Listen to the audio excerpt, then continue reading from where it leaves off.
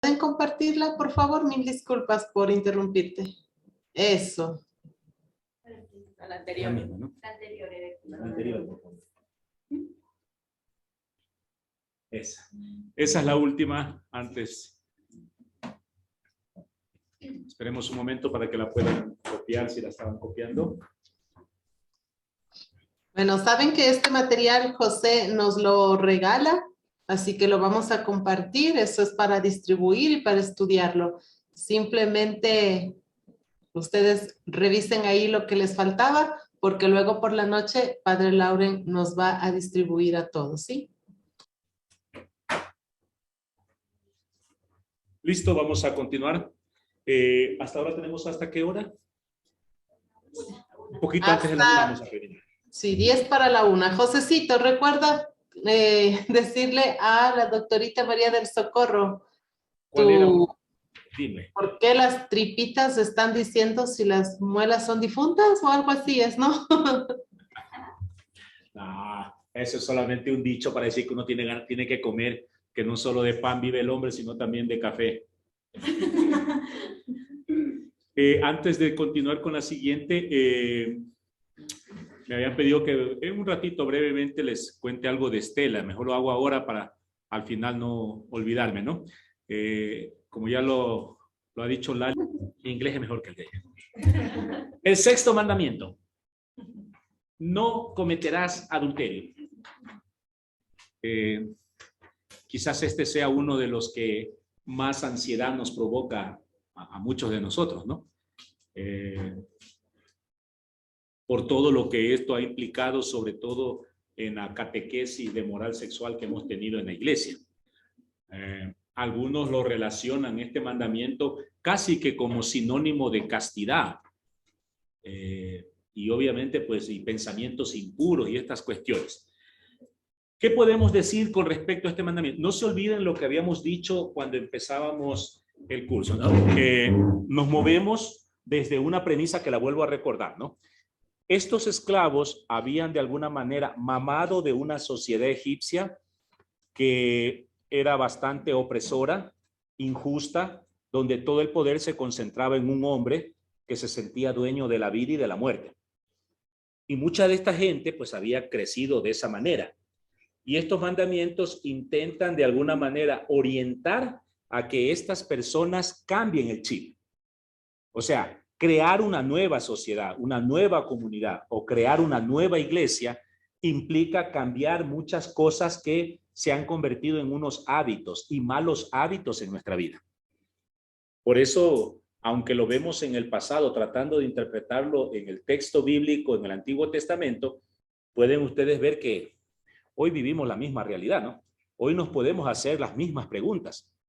¿De qué manera o hasta qué punto nuestra fe, nuestro seguimiento a Jesús de Nazaret está siendo afectado por malos hábitos religiosos que hemos asumido y que muchas veces justificamos como que esa es la voluntad de Dios, cuando en el fondo no deja de ser voluntad humana? Entonces, en ese sentido tenemos que ver que este mandamiento de no cometer adulterio, no cometerás adulterio, hay que verlo en esa perspectiva. ¿Qué podemos decir? La sociedad egipcia es piramidal, ¿cierto? Todavía tenemos sociedades piramidales. Nuestra iglesia es una sociedad de alguna manera piramidal, con autoridades arriba y un pueblo abajo. La mayoría estamos abajo, sin tener muchas veces ni voz ni voto, ¿no? En este camino sinodal que estamos haciendo, no deja, o sea, es alentador, es esperanzador, pero no deja de llamarnos la atención que por primera vez en la historia de la iglesia va a participar una mujer con voz y voto. 2000 años después, y siendo las mujeres las verdaderas protagonistas de nuestra fe, porque lo fueron al inicio y lo han sido a lo largo de la historia, es la primera vez que van a tener un voto. Y uno dice, o sea, por un lado uno sí se siente como gusanito, ¿no? Pero por otro lado es esperanzador, porque ya es un primer pasito para devolver ese protagonismo que las mujeres se han ganado a pulso en la iglesia, ¿no? Bueno, la sociedad egipcia igual era piramidal, y una de las consecuencias de esta sociedad piramidal es crear autoridades que son inmutables, rígidas. Una de esas autoridades es la del varón sobre la mujer. La idea de creer que el varón siempre está por encima de la mujer. Consecuencia de nuestro tiempo, hasta hoy. ¿Cuántas de ustedes han aprendido que el pecado original es culpa de una mujer? Y le echan todo el muerto a Eva, cuando bíblicamente Eva no tiene la culpa de nada. De nada. Cuando Dios da la orden, pueden revisar, no me crean, revísenlo. En el libro del Génesis, cuando Dios dice que pueden comer de todos los árboles, menos del árbol del bien y el mal, caigan en cuenta que la mujer no ha sido creada. Solo existe el varón. Así que si la mujer, por último, comió del árbol del bien y el mal, puede argumentar tranquilamente, nosotros pecamos por ignorantes. No sabíamos de la orden. Adán lo sabe. Y el verdadero pecado, porque miren, lean el texto, después del supuesto pecado del árbol del bien y el mal, y que el hombre y la mujer se sienten desnudos y se ocultan, Dios no se da ni por enterado. Dice que por la tarde, pasan horas, Dios baja para conversar con la pareja humana, tomarse un cafecito. Ni siquiera sabe lo que han hecho. Y le llama la atención que no los encuentra porque están ocultos. Y Dios se dirige a Adán. ¿Por qué te ocultas? Es que escuché tu voz y estaba desnudo. Y Dios se sorprende. ¿Y cómo sabes que estás desnudo, Adán? ¿Acaso desobedeciste la orden que te di? Ahora viene el verdadero. Para mí, este es el verdadero pecado. ¿Qué hubiera pasado si Adán dice sí? Desobedecí, la embarré, metí la pata. Yo creo que Dios le daba una nalgadita y no pasaba nada. Aquí estaríamos todos desnudos y sin sentir vergüenza. No, bendita vergüenza, sigamos vestidos nomás. Pero el pecado lo comete el varón, porque en vez de asumir la responsabilidad, lo primero que se le ocurre es decir, esta mujer que me diste de compañera, ella me engañó. Y para mí ese es el pecado. Yo alguna vez, alguno de ustedes en otros espacios me habrá escuchado decir esto. Yo siempre he creído que cometer errores es parte de la naturaleza humana. Más aún, del error se aprende muchas veces. El problema está en no asumir el error, no tener la actitud del hijo pródigo de aceptar. He pecado contra el cielo, pero vuelvo a mi casa porque yo sé que mi padre me ama. No, cuando cometemos el error, le echamos la culpa a los demás. Y le echamos la culpa al superior, le echamos la culpa al presidente, le echamos la culpa a la iglesia, le echamos la culpa al vecino. Todos son culpables, menos nosotros. Entonces no hemos aprendido nada. Así que no es la mujer. Pero en una sociedad piramidal nos enseñaron que las mujeres siempre son las culpables. ¿Sí? Le debemos a San Agustín decir que la mujer es la causa del pecado, ¿no? Yo por eso no lo quiero mucho a San Agustín. Porque después que hasta tuvo un hijo, vino a tirarle leña, agua sucia a las mujeres. ¿Sí? Y el problema no es solo eso. El problema es que ustedes, mujeres, se creen eso. Pues. Porque que los hombres nos creamos superiores, bueno, pues al fin y al cabo somos medio ignorantes, tontos. Pero que usted mismo se crea eso. Que usted mismo siga repitiendo, si me cela es porque me quiere. Que usted mismo siga aceptando que el párroco le diga, usted ponga las flores, hermana, que mucha bulla hace. Y se calle. No. El problema es serio. ¿Sí? Este mandamiento de cometer adulterio no tiene necesariamente que ver, como lo vemos nosotros desde la moral, solamente con el acto de una traición o una infidelidad conyugal.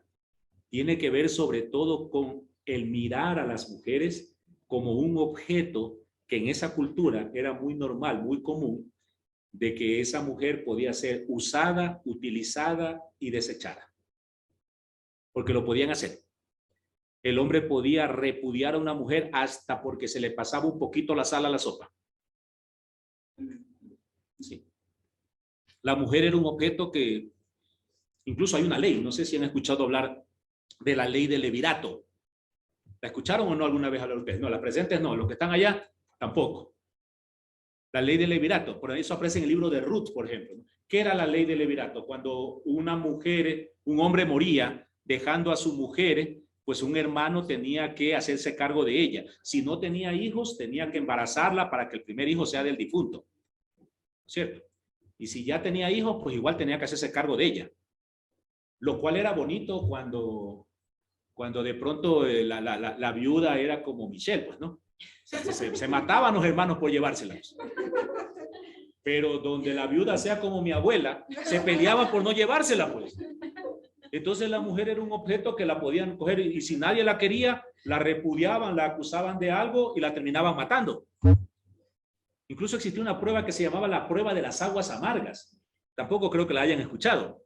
La prueba de las aguas amargas era cuando un hombre presuponía que su mujer le había sido infiel, la denunciaba, pero antes de matarla le daban la oportunidad a ella de demostrar que era inocente. ¿Y cómo lo hacía? Le daban una bebida de aguas amargas, aguas venenosas, que tenía que bebérsela.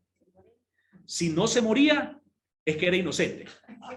Y entonces el marido tenía que pedirle perdón. Pero si se moría, Dios la castigó. Y obviamente todas morían. Dice una tradición que no está en la Biblia, que esa prueba le hicieron a María. Y María se tomó un vaso, pasen otros, 5 vasos se tomó. Si el guagua que llevaba era el Hijo de Dios. Así que no pasó nada. Entonces, básicamente este es el tema, ¿no? En la nueva sociedad, este mandamiento nos invita a no reproducir ese modelo de familia piramidal que era propio de los egipcios. Ese modelo donde la voz y la autoridad la tenía el varón, mientras que las mujeres y los niños no tenían voz, dependían del varón. Él decidía sobre ellos. En la nueva sociedad, por eso Jesús en un momento va a llamar a un niño y les va a decir que de ellos es el reino de los cielos. Por lo tanto, si ellos son los herederos del reino de los cielos, son los más importantes, a los que hay que tratar de mejor manera. Si no vuelven a ser niños, no vamos a entrar en el reino de los cielos. ¿Ya? La relación entonces del varón y la mujer tiene que ser una relación de igualdad de derechos y de respeto de las diferencias. Igualdad de derechos, en cuanto que somos, pues yo siempre he dicho, no, nosotros no somos iguales, somos complementarios, porque cada uno aporta algo. Usted como mujer aporta su psicología, su fisiología, su forma de entender la vida, que es distinta a la forma como la veo yo, que soy varón, yo tengo otra forma, ¿no? Alguna vez yo he puesto ese ejemplo de cuando murió la mamá de mi amigo. Uno va al sepelio y uno es varón, pues. Yo veo a mi amigo que está devastado por la muerte de su mamá. ¿Y qué hago como varón? Pues lo que hacemos los varones. Lo agarras del brazo, lo empujas hacia ti, le das un abrazo y... Hermano, fuerza. Y yo creo que mi amigo habrá dicho, encima que se me muere mi madre, viene este animal a estropearme los pulmones. Porque yo me hice a un lado y dejo que Jenicita se acerque para que también dé el pésame. Y ella lo que hace es tomarlo, acercarlo y empezar a hacerle masajitos en la espalda. Y él se puso a llorar. Yo desde ese día, créame, juré que nunca más en mi vida abrazaba como varón. Quiero abrazar como mujer. No somos iguales, somos complementarios, ¿sí? Entonces, debemos ser iguales en nuestros derechos, pero respetando nuestras diferencias. Porque todavía hay mujeres, con todo respeto lo digo, que creen que ganarse derechos es empezar a actuar como varones. Entonces, yo supe de un alcalde del oriente ecuatoriano que puso una demanda por violencia doméstica a su esposa y el juez ordenó a la esposa no acercarse a 300 metros a él, porque cuando lo veía lo agarraba como a rata de alcantarilla, le daba como a pandereta en encuentro de carismáticos, como a botella de salsa de tomate ya vacía. No, no se trata de eso, no se trata de que ya los tiempos cambiaron y ahora a mí no me pega a nadie, yo pego. No, pues si es condenable que un hombre oprima a una mujer, es muy condenable que una mujer quiera oprimir a un hombre. O sea, aprender a vivir en esa igualdad. Este mandamiento, por lo tanto, nos invita a un cambio en nuestras relaciones humanas. Debe ser una relación tú a tú que vaya más allá de lo político y económico y social. Sí. Porque podemos ganar el mismo dinero y seguir siendo desiguales. Es una relación de igualdad que va movida por el amor. Y esa relación pues debe penetrar de manera especial a la pareja, ¿no? Así, el mandamiento nos invita a que no hagamos distinción entre varón y mujer, que es tan condenable el adulterio que un varón puede cometer con una mujer que aquel que una mujer pueda cometer con un varón. Aunque en la práctica, si leemos o revisamos un poco los textos bíblicos, nos daremos cuenta que esto, digamos, en la práctica no era del todo real, porque ciertamente la mujer llevaba siempre un poco más de carga pesada, ¿no? Ustedes recuerdan el famoso texto de la mujer adúltera de Juan capítulo 9, ¿sí? A Jesús le presentan una mujer adúltera. Y lo que le interesa a los que la llevan, a los fariseos, es hacerlo quedar mal a Jesús, porque el adulterio está condenado. Entonces le dicen, maestro, esta mujer ha sido encontrada en adulterio y la ley manda que debe morir. Si tú hablas de cumplir la ley, pues mátala. Lo ponen a Jesús contra la espada y la pared, ¿no? Pues yo no sé si ustedes curiosamente se han puesto a averiguar si realmente la ley decía eso. Sí, efectivamente la ley decía eso. En el Deuteronomio la ley decía que si una mujer era encontrada en adulterio, debía ser condenada, pero dependía de las circunstancias. Había tres posibilidades. La primera posibilidad, que la mujer haya sido adúltera con un hombre casado. Entonces, ambos debían morir apedreados. La segunda, que la mujer haya sido soltera, aunque el hombre sea casado. En ese caso, él debía pagar por ella. No a ella, sino al papá, porque había ofendido al papá de la chica. Y si había sido hecho en el campo, debía morir ella. Pero si había sido hecho en la ciudad, ella se salvaba. ¿Por qué? Porque se pensaba que si el adulterio había sido cometido en la ciudad, ella podía haber gritado, buscando ayuda, porque pudo haber sido abusado, pero no lo hizo, entonces es culpable. Pero si era en el campo, puede ser que ella haya gritado, pero nadie la escuchó. A lo que quiero llegar es que en cualquiera de los tres casos el varón es culpable. Y de los tres, en un caso la mujer era inocente. Y a Jesús le presentan a la mujer sola. Lo que quiere decir que o era casada y había cometido adulterio, o el adulterio había sido en la ciudad. Pero la pregunta es, ¿dónde está el varón? ¿Dónde está el adúltero? Ambos debían ser. Por eso Jesús se toma su tiempo, escribe, dice que hace trazos en el piso y después lanza su famosa frase, ¿no? Que usted ya la conoce. El que esté libre de pecado, pues lance piedra. Yo no. Y bueno, el resto usted ya lo sabe. Ciertamente que el adulterio era mucho más grave para una mujer que para un varón. Es decir, la igualdad no se daba. Sin embargo, el mandamiento insiste en el deseo de que haya igualdad, porque eso es algo que está en el origen de la creación. ¿Se acuerdan lo que dije hace un rato del nombre sagrado? Bueno, cuando Dios crea al varón, al terminar de crearlo, le da una orden que miren que es media curiosa. Le dice Dios a Adán, anda a ponerle nombre a todos los animales. Si hemos dicho que poner nombre significa ser dueño, apropiarse de algo, uno puede interpretar que lo que el texto está diciendo es, Adán, anda, busca un animal para que seas feliz. Usted imagínese al pobre Adán buscando un animal y decir, me encantan esas piernas y esos dientes, te voy a llamar burra. Y al poco tiempo se divorció de la burra porque era testaruda. Y después dijo, me encanta esa forma como mueves las caderas, te voy a llamar serpiente. Y la dejó porque era arrastrada. Y el texto del Génesis dice que en un momento Adán se pone triste porque es dueño de toda la naturaleza, pero no encuentra a nadie a su nivel. Y es como que Dios reconoce que algo le faltó un tornillo a esta vaina. Por eso Dios procede inmediatamente a corregir la cosa. Yo no voy a meterme en todo el tema de la costilla. Lo cierto es que lo hace dormir y le arma un animal medio parecido. Cuando Adán se despierta dice, wow, esta sí, carne de mi carne y hueso de mis huesos.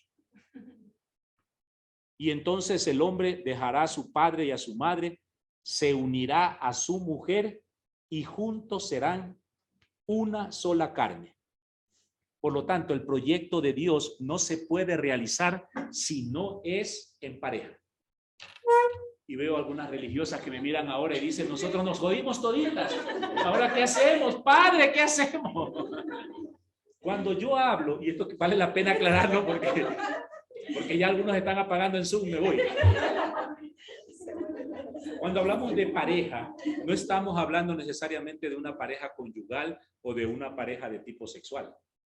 Porque si creemos que la pareja se limita o se reduce meramente al campo genital, pues estaríamos actuando de manera animal. La sexualidad humana es mucho más amplia. Cuando se habla de pareja, se está hablando de que aún religiosa o religioso, usted tiene una persona del sexo opuesto con quien usted puede confrontar sus sentimientos, afectos, en una relación de mucha cercanía, de mucho respeto a las vocaciones particulares, ¿no? Pero que le permite a usted crecer como ser humano. A eso es que me refiero, por si acaso. Porque si no, las pobres hermanas se nos van a quedar aquí en crisis el día de hoy. Entonces, esa igualdad sigue allí. Varón y mujer somos creados para estar juntos. Juntos somos una sola carne. Es en esa igualdad donde realmente nosotros somos imagen y semejanza de Dios. Lo dije hace un rato y lo vuelvo a aclarar ahora, ¿no? Nosotros somos imagen y semejanza de Dios no por esta cara que tenemos. Porque si usted me ve a mí y ve el rostro de Dios, va a decir, Dios es guapo. Ahí está, ahí se burlan. Si dijeran es feo, ahí sí. No hay cómo hablar aquí. Espero que los de Zoom no se estén riendo como estas monjitas aquí. Somos imagen y semejanza de Dios en la medida en que nosotros tenemos la capacidad de recrear la vida. Dios empezó la vida de la nada, del caos empieza a hacer surgir la belleza, la armonía. Y eso usted también lo puede hacer, pues. Y volvemos al mismo caso, no necesariamente porque un hijo nace de la barriga de uno. Hay personas que por opción o por circunstancias no tienen hijos, pero siguen produciendo vida. Seguimos creando y recreando. Entonces, en ese sentido, es que propiamente somos imagen y semejanza de Dios en la medida en que varón y mujer juntos podemos crear, porque solo no podemos. Aunque seamos honestos. Las mujeres solas sí pueden crear vida, los varones no. Y esa es una realidad. Si mañana llega un virus que empieza a atacar el virus de, no sé, llamémosle la viruela del varón, que empieza a atacar exclusivamente a varones y empezamos a caer como moscas todos los varones. Basta que las mujeres del mundo busquen a un joven fuerte, valiente, robusto y guapo y le extraigan espermatozoides y cuando ya no quede ningún varón, ustedes pueden empezar la vida otra vez solitas. Pero donde el virus sea de la viruela de las mujeres y empiezan a morir las mujeres como moscas, nos va a tocar, compañeros, buscar una escopeta, buscarnos un árbol y a defendernos a como sea. Y al final del camino solo dos opciones, o se pega un tiro o se entrega. Porque de aquí, esta vaina no va. Pues no hablemos más de ese tema que me da hasta frío a mí. Ya, una vez que se han despertado los que estaban dormidos, Jesús nos aclara un poco el sentido del mandamiento de no cometer adulterio. ¿Sí? Voy a invitar a alguien que lea Mateo 5, 27, 28, por favor. Evangelio de Mateo, capítulo 5, versículos del 27 al 28.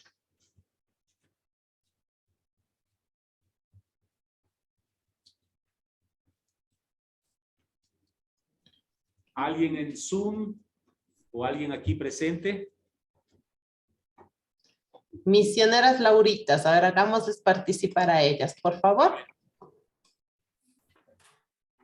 Se dijo a los antepasados, no cometerás adulterio. Ahora yo les digo que quien mira con malos deseos a una mujer ya comete adulterio en su interior. Ahí está.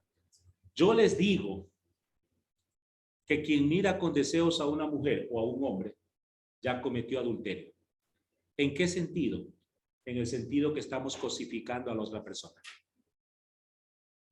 En la nueva comunidad, en la comunidad que se quiere crear en el desierto, aquella que Jesús quiere llevar a la plenitud llamando reino de Dios, el ser humano tiene que valorarse en cuanto persona.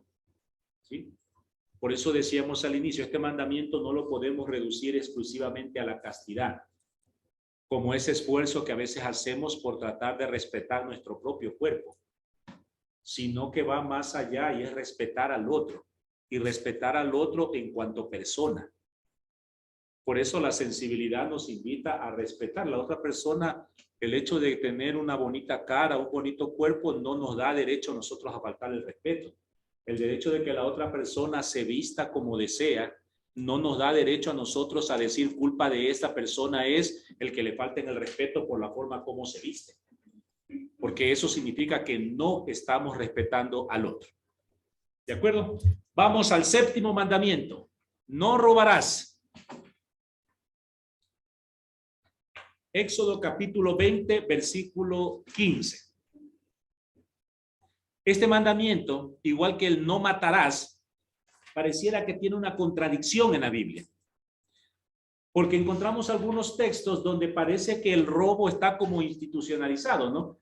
De hecho, al salir de Egipto, Yahvé mismo da la orden al pueblo de que pida prestado a los egipcios todo lo que necesiten para la travesía, sabiendo que se lo van a llevar y no van a devolver, porque la palabra es prestar, y cuando uno presta, devuelve. Otra cosa es que diga, vayan y tomen, igual sería robo. O un caso que me llamó la atención, ¿no? Todo lo que Salomón recibe como rey. Dice el texto del primer libro de los Reyes que Salomón recibía 666 monedas de oro al año. Me puse a averiguar en una enciclopedia de esas bíblicas y esas 666 monedas correspondían como a 20 toneladas de oro. Eso es mucho oro. ¿Sí? Aparte de eso, recibía anualmente 13.500 litros de flor de harina, más otras harinas, 10 bueyes cebados, más 20 bueyes de pasto. Y eso se llama robo, pues. Porque es quitarle a la gente, sobre todo porque los que pagaban esos impuestos eran los más pobres. Entonces, ¿cómo la Biblia nos manda a no robar cuando pareciera que en la Biblia misma hay casos de robo que nadie cuestiona? Porque nadie le cuestionó a Salomón el que reciba tantos bienes que no le correspondían. ¿En qué sentido entonces este mandamiento nos habla de crear una nueva sociedad, una nueva comunidad? Volvemos nuevamente a el punto de partida, ¿no? ¿Qué experiencia habían vivido durante la esclavitud en Egipto? ¿Sí? El sistema del faraón era básicamente el sistema que estaba formado por el robo. El faraón se podía apropiar de las tierras, el faraón se podía apropiar de las producciones agrícolas, se podía apropiar de las personas.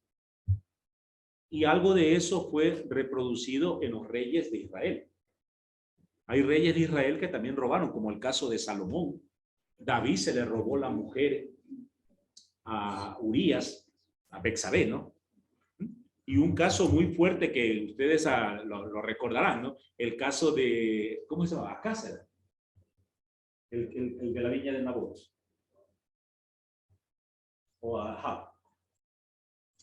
Y ahora nos cogimos aquí en dudas. Acá creo que. ¿Sí? El rey Ahab. El rey Ahab, instigado por su mujer, que si mal no recuerdo era Jezabel, pues teniendo todas las tierras que tenían, se enamoraron de la pequeña viña de un campesino llamado Nabot.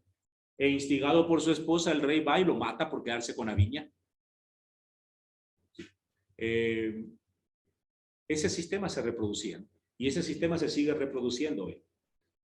Sobre todo cuando hay pastores que le quitan el poco dinero que gana la gente en supuestos, ¿cómo es que le llaman esa cosa? El 10%, el diezmo, ¿no?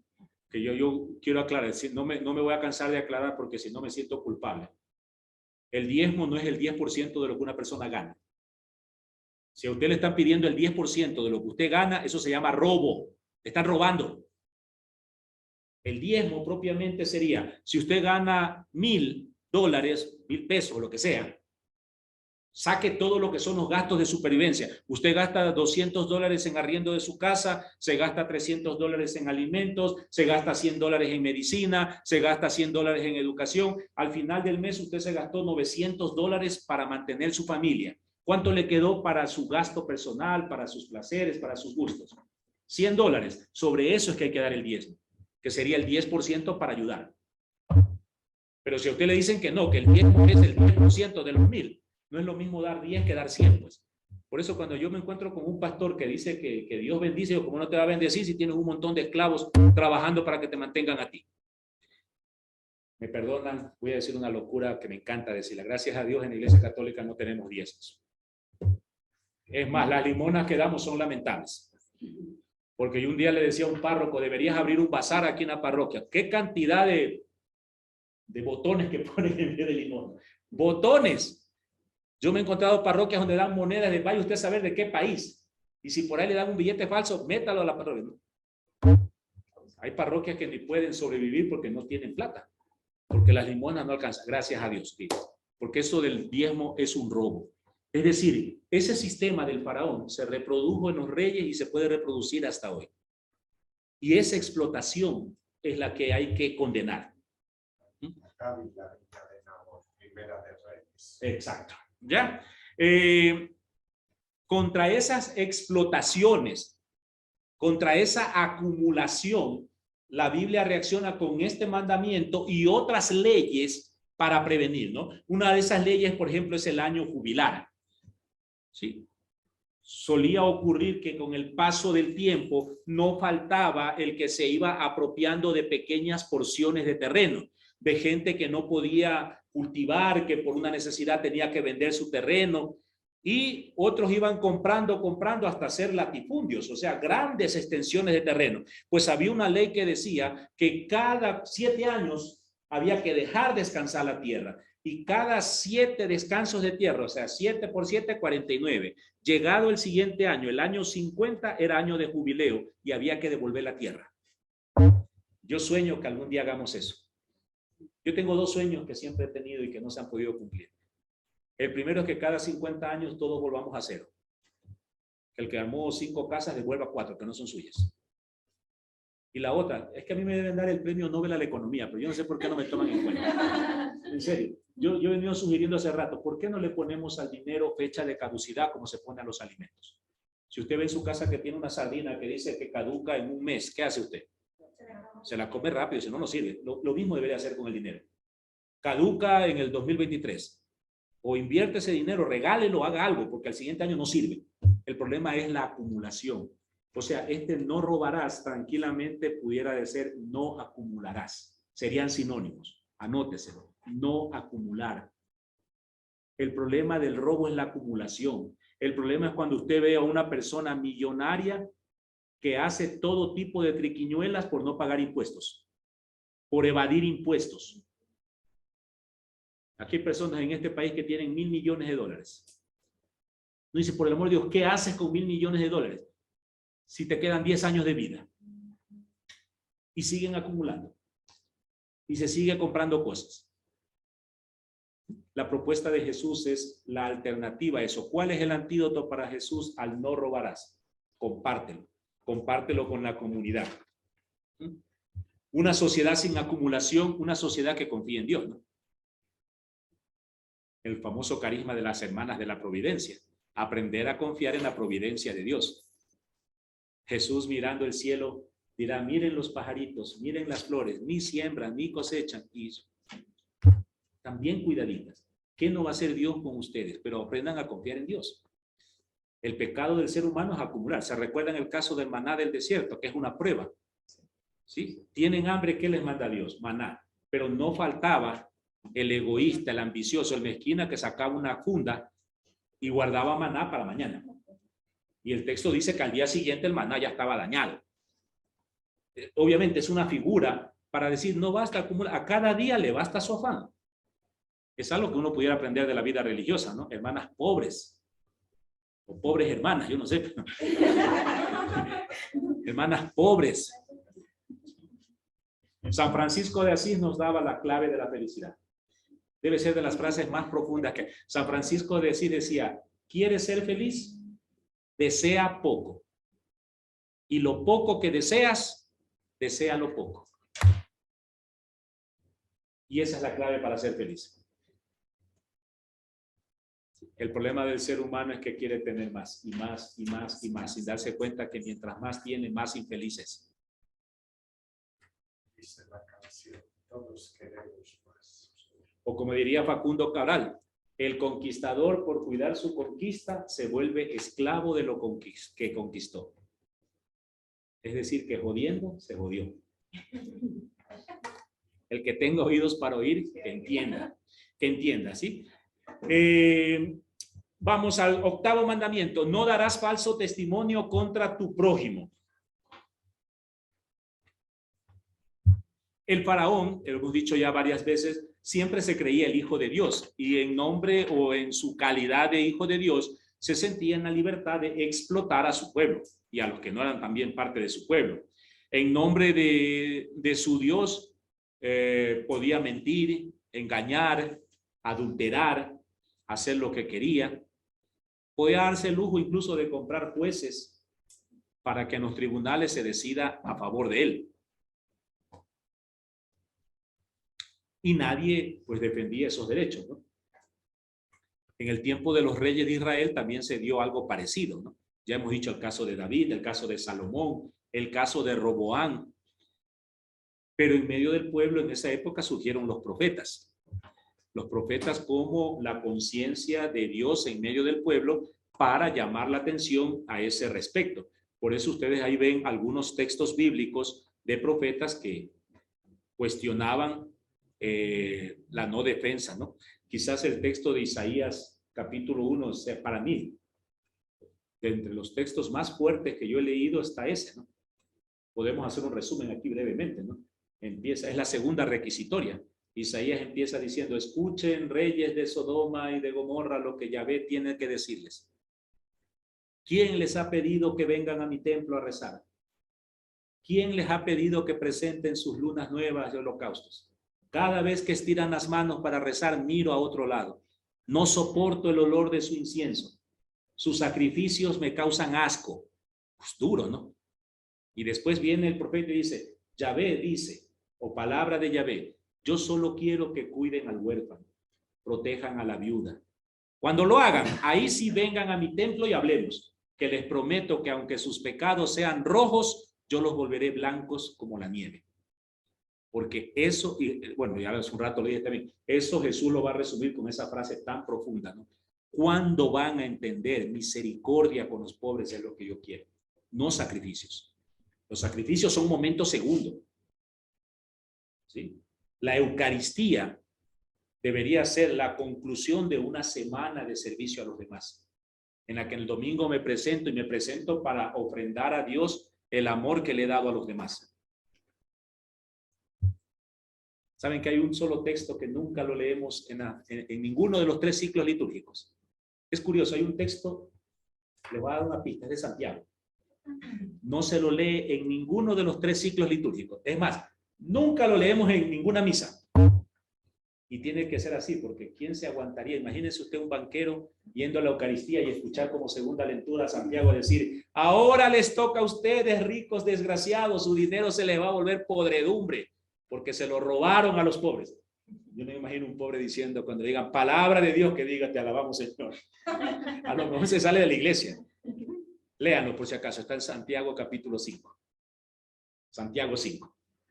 Si a alguien no le gustó el texto, vaya a reclamarle a Santiago. No lo dije yo, lo dijo el apóstol Santiago. Así que no es mi problema. Bueno, no darás falso testimonio es prevenir no caer en ese sistema podrido como el que tenía Egipto, donde dar falso testimonio, acusar, señalar al otro era algo tan normal, tan común. Jugar con la honra del otro era tan común. Algo que hoy, en el Egipto virtual que vivimos, se ha vuelto muy real. Quienes andan en las redes sociales saben que en una red social a uno lo pueden acabar. Acabar. Sí, basta que una persona suba la foto de una persona y lo acuse de que me hizo algo para que inmediatamente 500 personas se solidaricen, ataquen a ese pobre ser humano y a nadie se le ocurre preguntar si eso fue real o no.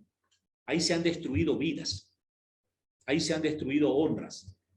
Entonces, no hay que hacerlo, ¿no? Hay que construir una sociedad donde sea posible la justicia, donde no haya falso testimonio contra los hermanos. La Biblia para ello nos da unas normas que podemos nosotros encontrarlas en el Éxodo capítulo 23, versículos del 1 al 9. Y vamos a leerlo, por favor. Éxodo capítulo 23, versículo del 1 al 9.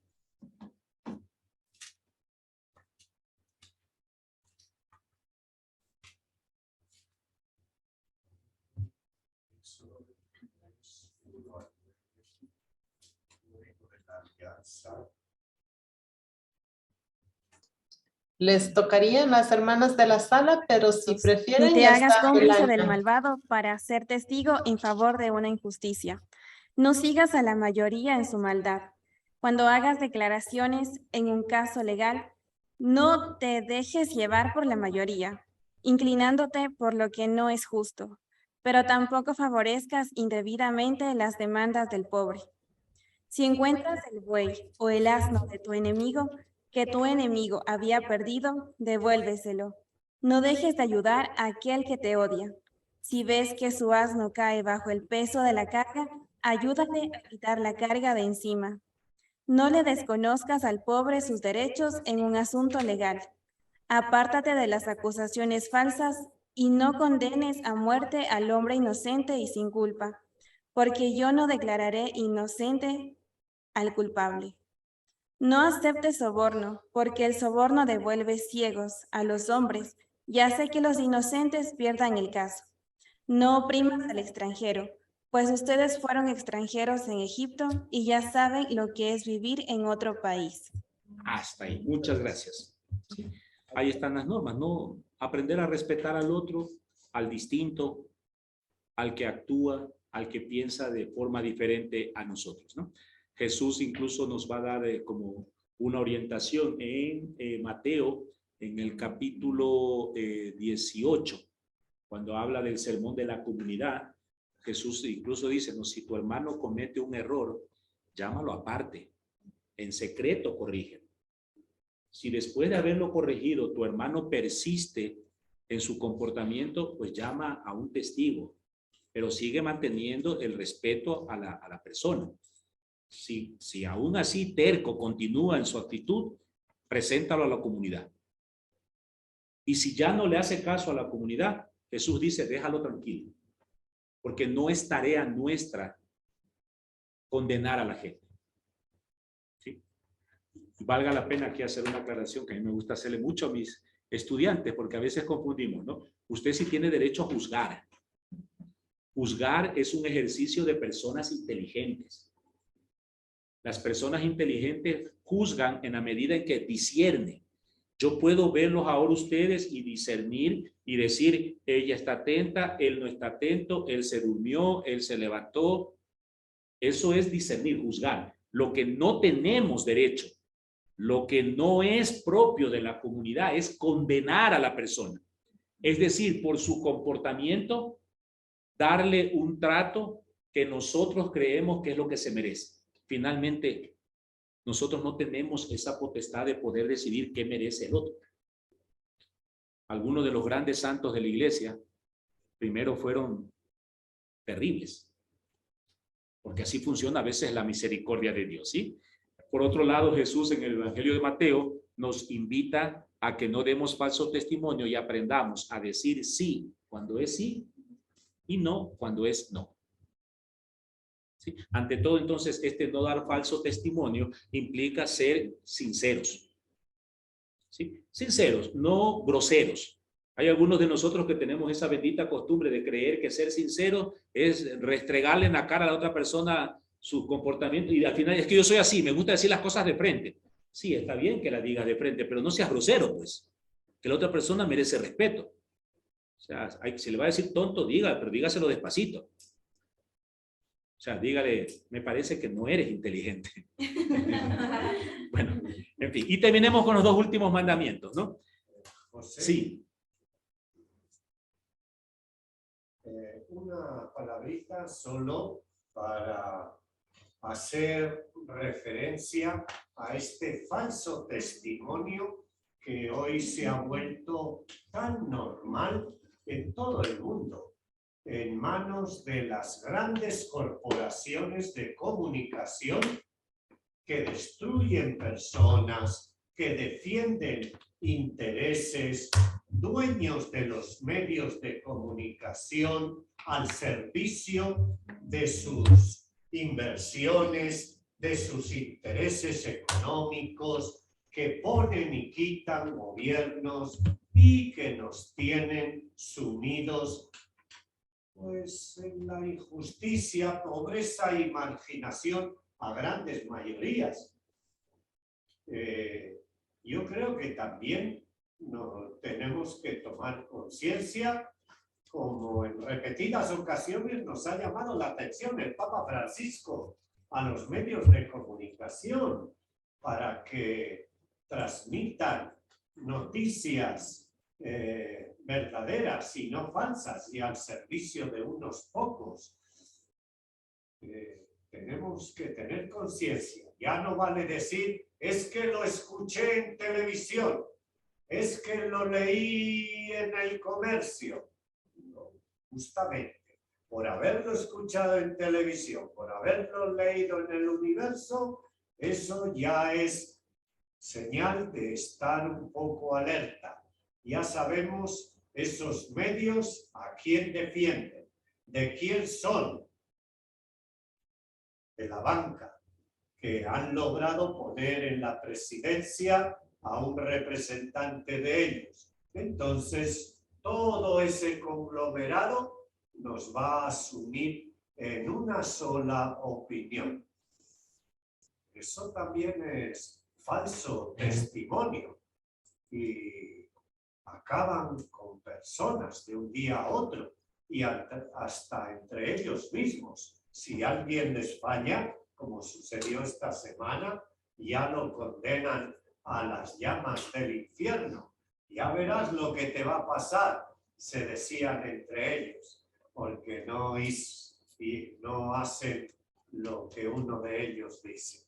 Bueno, el falso testimonio no solo es a nivel personal, ni de la familia, ni del barrio, es a todos los niveles. Gracias. Sí, creo que Francisco le llamaba, hasta fuerte, ¿no? Le llamaba las necronoticias, ¿no? Las llamaba las cloacas de información. Porque no solamente falso testimonio es lo que yo digo contra otros, sino, por ejemplo, en el caso de las redes sociales, el retuitear o reenviar una información ya es volverse cómplice de algo que, si a mí no me consta, si yo no tengo certeza, ¿para qué sigo enviando ese tipo de información? Creo que, y hace mucho daño, porque creo que quizás sea uno de los cánceres más fuertes que sufre la comunidad. El yo escuché, a mí me dijeron, esa cosa hace mucho daño, ¿no? Bueno, el 9º y el 10º mandamiento: no codiciarás la casa de tu prójimo, ni su mujer, ni sus servidores, ni su buey o su burro, ni codiciarás nada de lo que le pertenece. En el Éxodo, este aparece como un solo mandamiento. Nosotros catequéticamente lo hemos dividido en 2, para así completar los 10, porque si no quedarían solo 9, ¿no? El 9º nosotros hemos dejado como la prohibición a codiciar a la mujer del prójimo. Y el 10º, a no codiciar la propiedad ajena, no, la propiedad del prójimo. Pero, dado que en la Biblia están unidos, pues tratémoslos juntos, porque al final, aunque suena feo lo que voy a decir, está hablando de lo mismo, ¿no? No se enojen conmigo, no soy yo el que lo digo, pero ya les dije hace un rato, esa sociedad todavía ponía a la mujer al mismo nivel, por ejemplo, de un asno, de un burro, como propiedad. Entonces se lo pone a ese nivel. Por eso lo tratamos juntos, ¿no? Ambos mandamientos, una vez más, atacan la acumulación y la codicia. Y podemos contrastar, por ejemplo, 2 personajes de la Biblia para ver qué significa esa codicia, ¿no? Esa acumulación. Por un lado tenemos a Samuel, el último de los jueces, que ya anciano, cuando está llegando a su fin, presenta un informe, una rendición de cuentas de su tarea y termina diciendo que pues se siente tranquilo, que él no fue ambicioso. El primer libro de Samuel, capítulo 12, versículo del 3 al 5. Leámoslo, por favor. Si alguien está allá y lo tiene listo, por favor nos avisa. Lali, por favor. Ahí abajo la manito. Otra persona, por favor. Del 2023, mediados finales del 2023.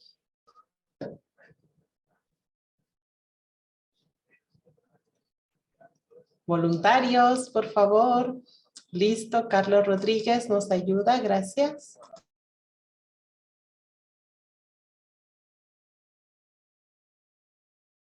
Carlos. Algo le sucede. Ya, ahí está. Listo, disculpa. Aquí me tenéis. Atestiguad contra mí delante de Yahvé y delante de su ungido. ¿De quién he tomado yo el buey o de quién he tomado el asno? ¿A quién he atropellado u oprimido?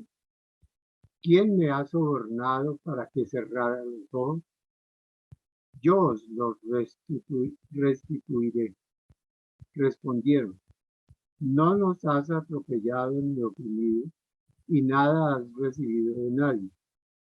Él les dijo, Yahvé es testigo contra vosotros, y su ungido es testigo hoy, de que vosotros no habéis encontrado nada en mis manos. Respondieron, es testigo. Sí. Ahora, después de esa trayectoria en la que Samuel demuestra que no ha sido codicioso, no ha acumulado, viene la época de los reyes, ¿no? Empezando primero con Saúl, que no es significativo. Luego David ya empieza a acumular. David ya busca una ciudad para él, Jerusalén. Luego vendrá Salomón, que tendrá, creo que como 3,000 mujeres, ¿sí? Y no es porque el hombre quería tener tantas, sino porque cada mujer significaba un pacto político, económico, para seguir acumulando lo que antes ya vimos que recibía en su calidad de rey. Luego vendrá Roboam y todos los reyes que llegaron a acumular cosas en contra del pueblo y en contra de estos mandamientos, ¿no? El mismo David no debía codiciar a la mujer del prójimo y terminó codiciando a la mujer de Urías, ¿no? Que para su información, para los que no tengan claro, con esta mujer con quien cometió adulterio fue que tuvo a su hijo Salomón, por si acaso. Así que, bueno, un caso terrible. Ajá, aquí está el nombre de digamos, a un rato, era Acab, ¿sí? Se robó la viña de Nabot, que es un texto que recorre la parte final de la Biblia. Incluso hay un canto, porque este quizás sea el caso de mayor explotación de un pobre, ¿no? Quitarle lo poco que tiene. Jesús va a poner también un ejemplo, no, Jesús, perdón, es, ¿cómo se llama? Natanael, no es Natanael. Bueno, que le llama la atención a David diciéndole, tienes 1,000 ovejas y le robas la oveja a tu hermano. ¿Sí? No codiciar. La ambición, curiosamente, poco a poco se fue propagando entre el pueblo de Israel. Y hasta hoy los pobres también se llenan de ambición. Por lo que decía hace un rato Lauren, por los medios de comunicación que nos hacen creer que el objetivo final es ser rico, mucha gente pobre se mata trabajando por querer tener un estilo de vida para el cual no tiene ni los medios ni las capacidades. A mí me causa cierta curiosidad, me causaba pues en el mes de abril, ¿sí? Porque en el mes de abril mucha gente terminó de abril del 22, terminó de pagar la Navidad del 2020, perdón. O sea, ellos compraron en diciembre del 2020 con una promoción que decía 3 meses de gracia, pague a partir de marzo. Entonces empezaron a pagar en marzo del 2021 y terminaron de pagar en marzo del 2022. Y empezaron a pagar la Navidad de 2 años atrás. Y así se pasa a nuestra gente, pagando tarjetas, llenándose de deudas por un estilo de vida, ¿no? Ya mismo empezarán las promociones de venta de celular, de teléfono, de televisores, porque ya viene el mundial. Entonces usted no va a poder ver en su televisor chiquito, ¿no? Ahora tiene que ver en esos televisores anoréxicos que han salido. Antes, ¿se acuerdan? Los televisores eran nalgones. Uno tenía que agarrar así al televisor cuando lo quería cambiar. Ahora es una cosa flaca, un anoréxico ahí que no pesa nada. Y el otro día estuve en un almacén que vendía uno de estos televisores anoréxicos que costaba como $1,200 y al lado estaba en promoción uno de esos viejitos. Y yo miraba a uno y miraba al otro atento a ver cuál era la diferencia, ¿no? Y la verdad es que no encontré. Quizás un poquito distinto el color, pero se veía lo mismo. Pero la diferencia son $800. Sin embargo, a eso nos lleva. Los pobres también se vuelven ambiciosos, nos volvemos ambiciosos. También tenemos ganas de acumular También nos dejamos llevar por la codicia. También Dios nos regaló una esposa, una compañera de camino, y aquí queremos otras. Yo alguna vez le he dicho a algunos amigos míos, vea, es preferible una bien alimentada que dos con hambre. Pero hay personas que no lo hacen así, ¿no? Entonces, empezamos a pensar con cabeza de ricos. Y eso, a la hora de luchar por la liberación, no nos ayuda. Porque nunca vamos a ser libres mientras estemos dominados por los ídolos del tener, del placer o del poder. Nunca. De hecho, hay algunos economistas liberales que sin ningún pudor en la cara, sin ruborizarse, dicen que hay que motivar a los pobres a que consuman. Porque mientras los pobres consuman, la industria se mueve. Por lo tanto, que haya gente pobre es necesario para que los ricos sigan disfrutando. Entonces, ahí hay todo un problema que habría que por lo menos planteárselo, ¿no? Por eso, este mandamiento se une al anterior, al no robarás, en la medida en que no solamente hace falta no robar, sino que también hace falta combatir la acumulación. Fue no estoy seguro ahora, si alguien tiene el dato que me corrija, no estoy seguro si fue San Atanasio o San Cipriano, uno de los dos San, que llegaba a decir una frase durísima, durísima. Decía, todo rico es ladrón o hijo de ladrones. Todo rico es ladrón o hijo de ladrones. Porque toda riqueza significa que se le quitó a alguien. Jesús dirá que lo necesario fue hecho y que basta pedir el pan nuestro de cada día. Pero nosotros lo acumulamos. Jesús cuestiona eso. ¿Se acuerdan que una vez le dice a uno, le cuenta la parábola de un insensato que teniendo el granero lleno, manda a construir otro granero? Y en la parábola le dice, insensato, esta misma noche se te va a pedir la vida. ¿Para qué quieres dos graneros? El problema de la acumulación, y eso también lo tenemos, porque seamos claros, también nosotros, la gente pobre también lo tiene, ¿no? Por lo tanto, el mandamiento quiere cuestionar esa acumulación.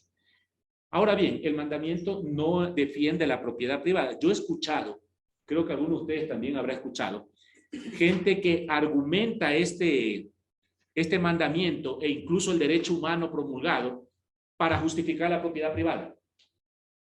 Para decir, si esto yo me lo gané con mi esfuerzo, ¿por qué tengo que entregarlo?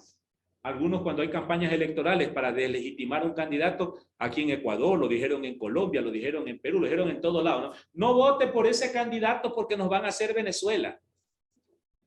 Ustedes eran muy chiquitos, algunos, los que tenemos más edad, recordaremos que cuando éramos jóvenes nos decían, no vote por ese candidato porque al que tiene 2 vaquitas le van a quitar una. Entonces uno tenía un pavor porque si es mi dinero, mi propiedad, ¿por qué me la tienen que quitar? Algunos utilizan este mandamiento para ello, pues es una mala interpretación de este mandamiento. El 9º y 10º mandamiento no pueden ser invocados para defender riquezas que son injustas. Eso sería tanto como transformar la ley en una mentira. ¿Todo rico es ladrón o hijo de ladrón? ¿Quién lo dijo? San Jerónimo. ¿A San Agustín fue? ¿El odioso de San Agustín? Vea, pues, ya me cae bien el San Agustín el día de hoy. ¿Sí? San Agustín, es padre de la iglesia, por si acaso. Échenle si tienen pelea, vayan a pelear con el padre de la iglesia. Bueno, Jesús también lo va a decir, ¿no? Jesús también lo va a decir y fuertemente, ¿no? ¿Quieres seguirme radicalmente? Anda, vende todo lo que tienes, libérate de ello y sígueme. Y el joven se fue triste porque era muy rico. Y Jesús, en el texto anterior que les mencionaba de la sinagoga, que dice Jesús lo miró con odio, ahora por el contrario, Jesús lo mira con cariño. Qué lindo Wambra, pero vive esclavizado del dinero. ¿Ya? Jesús condena entonces la acumulación, pone el ejemplo de los pajaritos y de las flores, para invitarnos a eso. Algo que las primeras comunidades, y con esto vamos terminando, las primeras comunidades lo vivieron. Sí, acuérdese la comunidad ideal de la que nos habla Hechos de los Apóstoles. Todo lo tenían en común, lo vendían, lo repartían entre los más necesitados. Pero eso, pues, Fue un tiempo. Luego empezaron una vez más a acumular, ¿no? El primer caso va a ser el de la pareja de Ananías y Zafira, ¿verdad? Ananías y Zafira, esta parejita que vendió un terreno pero no entregaron todo. Y de castigo dice que le dio un infarto a los dos y se murieron. Luego ya Santiago, en la carta de Santiago, en el capítulo 5, versículo 6, dice, Santiago ya denuncia que se ha cambiado la vida del inocente por las riquezas. Es decir, se fue perdiendo. Y hoy, pues, vivimos en una iglesia en la que estamos exactamente, en una sociedad, para ser más amplio, que vive exactamente lo mismo, ¿no? Algunos que creen que tienen el derecho a tenerlo todo, cuando otros no lo tienen nada. Cuando uno lee datos como el que les voy a dar ahora, no deja de sentir escalofríos, ¿no? Cuando uno se entera, por ejemplo, que un niño en Europa, en sus primeros 5 años de vida, ha consumido toda la leche que probablemente un africano pueda consumir en toda su vida. Cuando uno lee que aquí en Quito, este dato salió esta semana, que aquí en Quito son 15 toneladas de alimentos que cada mes mandamos a la basura. ¿Sí? Pues no deja de causar cierta sorpresa, mientras otra gente se muere de hambre, ¿no? Terminaré con un dato que alguna vez yo le dije, no sé si alguna vez ustedes vieron fotos que venían de Venezuela, cuando la situación estaba bien grave allá, y una foto en concreto a un hombre que estaba buscando comida en la basura. Y algunos utilizaron la foto para decir, hacia allá nos quieren llevar. Sí, no permitamos que nos vuelvan Venezuela. Pues yo cogí la foto y le di la vuelta con mis estudiantes solo para decirle, si este hombre está buscando comida en la basura, mi pregunta es, ¿quién botó comida a la basura? Porque alguien botó algo a la basura. En Ecuador, repito, en Quito, 15 toneladas de comida botamos a la basura, que incluye ese pedazo de empanada que hoy nos comimos. Para los que están en Zoom, nos comimos una deliciosa empanada con cafecito. Espero que ustedes también hayan comido algo, pero que alguno dejó un pedacito porque ya se llenó y se va a la basura. O cuando vamos a un patio de comidas y pedimos algo, vea, terminaré, voy a contarles esto porque esto es real. Les pongo a Dios por testigo que lo que le voy a contar es real y me pasó ayer. Tengo una persona que me vino a visitar, pasaba por aquí por Quito, venía de Guayaquil. Entonces, pues, la acogida, porque viene a la nevera, hay que atenderlo bien a los amigos que vienen de Guayaquil. Y lo invito a comer. Ahí cerca de mi trabajo, vamos a un restaurante y pedimos almuerzo. Entonces yo le digo, me dice, ¿tú qué vas a pedir? Yo le digo, yo siempre pido un pequeño churrasco, que es una carnecita con un huevito y papitas y ensalada, eso nomás. Yo también quiero lo mismo. Bueno, pedimos 2. Cuando veo que se comió la ensalada, las papas y el huevito. Y luego, ¿y la carne? No, es que a mí no me gusta la carne. Y luego, entonces, ¿para qué pides, hermano? Y yo estaba lleno. Entonces cogí en una fundita, la guardé y me la llevé para comérmela de noche. Porque seguramente iba a la basura. Hacia allá van estos mandamientos. Porque en esa codicia de querer acumular, le estamos quitando a alguien algo.